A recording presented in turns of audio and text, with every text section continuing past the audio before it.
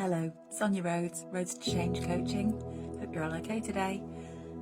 This is a very short video because today is World Book Day and I'm shamelessly jumping on the back of it. So I'm actually going to share a book that I haven't read yet as my book of choice for World Book Day, but it is a commitment and I'll explain why. This book is called Essentialism. It's by Greg McKeown, and I'm going to be reading it based on a recommendation that I had from my good friend Debs, who has sent an app to me, and I'm also really enjoying the app. It's called Insights Timer, and I listen to effectively what's like a podcast on there about essentialism based on this very book. So whilst I've only listened to the podcast, it's inspired the reading, and I guess in a nutshell it really needed to inspire the reading because I already had the book. I bought the book about 3 years ago and I haven't got around to reading it yet, and I think I've mentioned it elsewhere on these videos. You know, I've got this big pile of books to get through. You know, it kind of reminds me about some of the things that I talk about in the coaching sessions. You've got to be able to discern, to make priorities. I bought this, very glad that I did now, so no regrets, but you know, keep buying and I can't read it yet. So there's a choice I'm going to automatically make. One, read the book. I really enjoyed the podcast. I will pop a link in the comment section below for anybody that wants to check out Insights Timer too. And just out of curiosity, from a coaching point of view or a self-development point of view, there is loads of great stuff on there. Things like yoga and how to meditate. And if that's your jam, that's great. I'm certainly enjoying it, and the music on there is beautiful.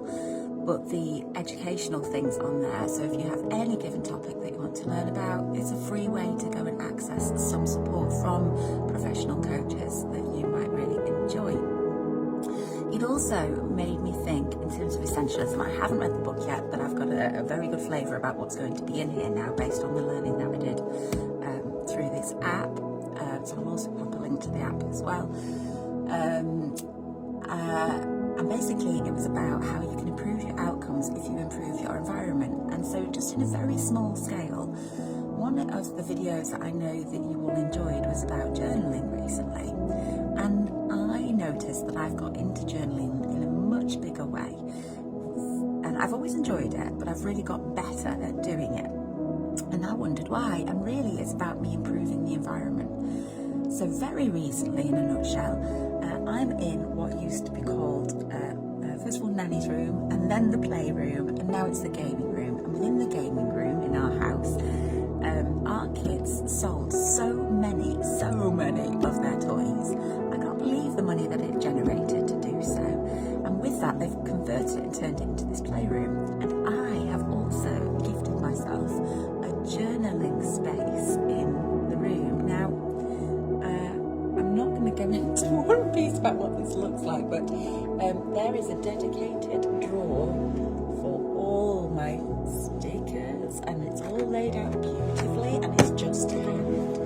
And the things that I use to journal with are right there, and the pens that I use to do a lot of the design with are just here, and the other pens that I use for nearly everything are just there. And you can probably see to the left, in each of these individual drawers, this side belongs to the kids, this side is mine, and in each of those drawers is a specific type of craft that I do or sewing that I do.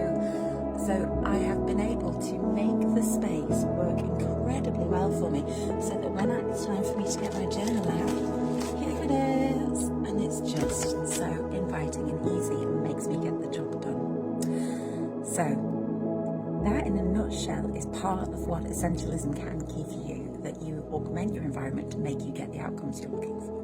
I hope that helps. Have a good day.